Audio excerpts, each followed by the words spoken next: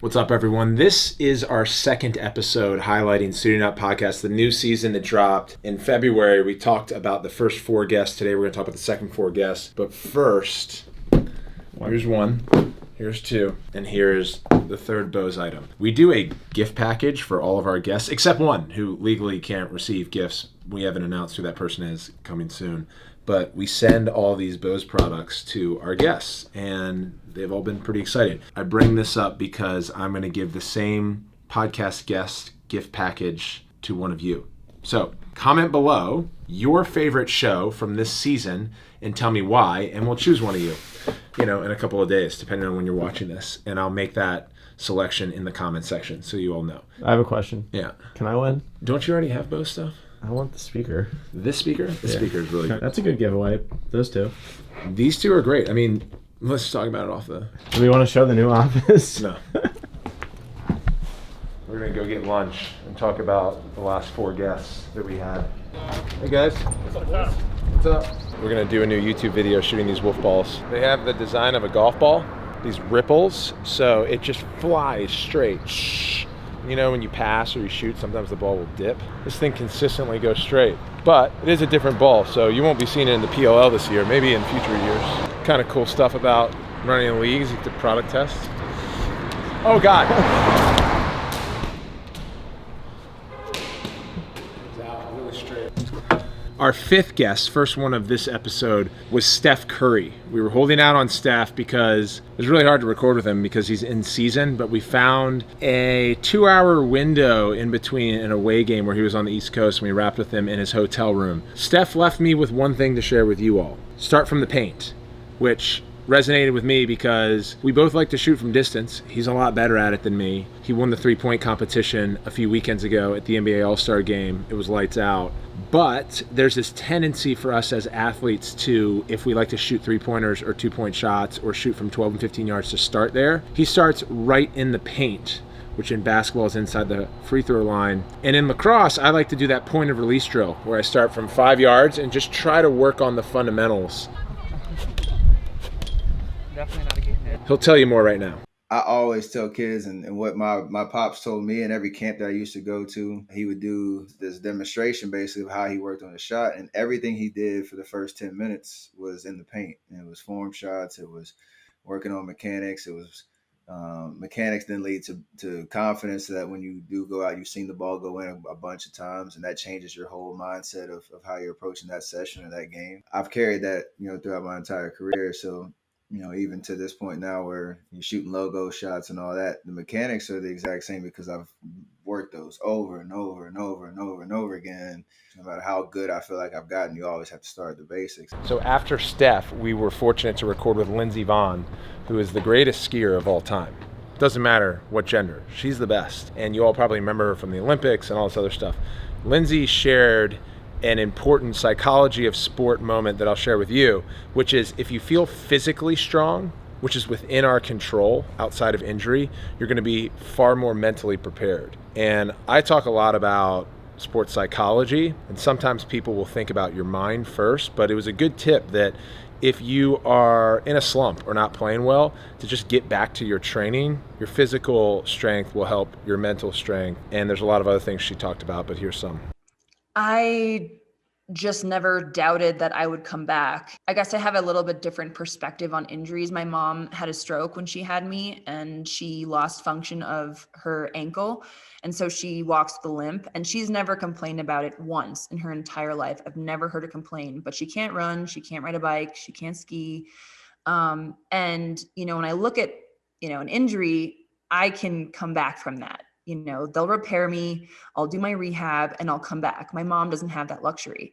So it's just a matter of perspective. And in the beginning, I would say it was more difficult to see, the positives of it, and, the fact that I was becoming more resilient and, tougher mentally because of it. But, as the injuries started stacking up, it became really clear to me that that was a strength that I could use and I would have to use in my racing, because I was no longer physically the person that I was before. And so I had to be stronger mentally and then outthink my competition in different ways tactically to make up for the fact that I wasn't as strong as I was before. Okay, let's talk about guest number 7 of the show. Brett, sit down. One of the sports world's top journalists in Jemele Hill. She has a podcast, a television show, writes for The Atlantic, wrote for ESPN, used to be an anchor on SportsCenter.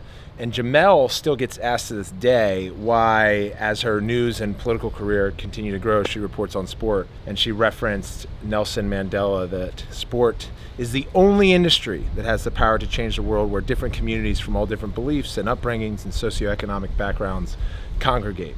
And Jemele Hill, when she started over 20 years ago, she was the only female black columnist in all of sports, including US and Canada, over 400 different columns to write for. She was the only one. And now she created a business with Spotify that empowers black female writers, reporters, and so on. So take it away, Jemele. To me, the stories in sports that have been able to move our conversations about race forward have been so important because of that reason. They may not be able to understand it when a politician says it or when an activist says it, but if something harmful is happening to their favorite athletes, if something harmful is happening to youth athletes who just want to play, who are coming from very tough circumstances, who are doing everything they can to commit to a sport, they might get it then. Now, the last guest that we're going to talk about, episode 8 of Suiting Up, and there's going to be 15 episodes. Before we close this video, is Alex Rodriguez. I want to grab some lunch first. And then for those that have stuck around, you're more likely to win the Suiting Up podcast guest care package, all the Bose gear. And that includes you, Brett, because you're sticking around. Whoa. What do you want to eat?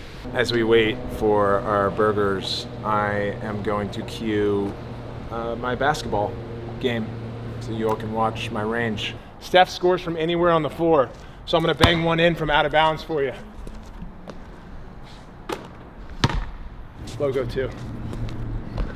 Bang. Boom. Nobody's going to pick me up out here? That's fine.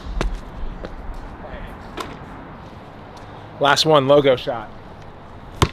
From the bricks. And these are called saucer passes. This is nailing the camera. Lunch on the big guy. You got a Cholula packet. Oh, thank you. And we got 2 Impossible Burgers. And the fruit bowls are great. What? Look at these things. I'm not going to talk podcast right now. I just want to eat. And that's it. How was your lunch? It was fantastic. It was great. Don't worry, I got your stuff. I know Greg Beast is watching, and you can't get on your knees at the college level anymore, so. Set. Nutmeg. Set. Oh. That was sick. Oh. Check out this move. Set. What's that? Not me. But you want that. Oh. All right.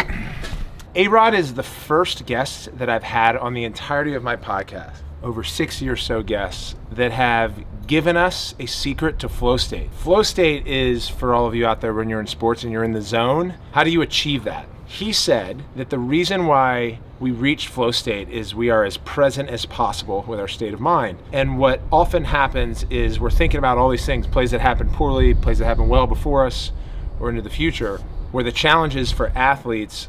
Should I just let him do the segment? Yeah, let him speak for his flow state. All right, go ahead. Tell us what happens, A-Rod. I then remember driving to the game, and I just said, in tonight's game, I want to have one moment, just one moment. It could be offensively, it could be defensively, it could be stealing a base, it could be a walk. And what that did for me is one moment, the mind thinks in a singular way, and it lowered the temperature and it decreased the pressure to a level where we can all do one thing. It was so daunting thinking I had to get 3 hits today. I wanted to hit a home run. I wanted to hit a grand slam with nobody on base. I wanted to make a diving play. Well, if they don't hit the ball to you, you can't dive, dude. Right? Yeah. So the idea of saying one thing, one play, one moment, what ended up happening, because I simplified my thoughts, then my thought process slowed down. I probably went from 5,000 thoughts to 800. And that's exactly how you bring the zone in, right? Is you think less is more. You don't think, you just play. And what happened by chasing one moment, I ended up having multiple moments throughout that postseason. One moment is all we need. It's like the one shining moment in March Madness. What are you going to do? It requires flow state. All I need to do right now is behind the back pass against the wood. That's it. That's flow state right there. Why are you laughing? Right off that wood back to us. Oh my God. Just one moment. Just.